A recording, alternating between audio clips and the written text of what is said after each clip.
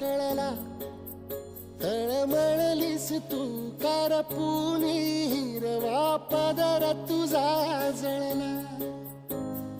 छळ केला पिढी जात तुझा ग उखडून वनराई. अपराध किती झाले पण आता शरण तुला आई. नभ पाजळता ते जल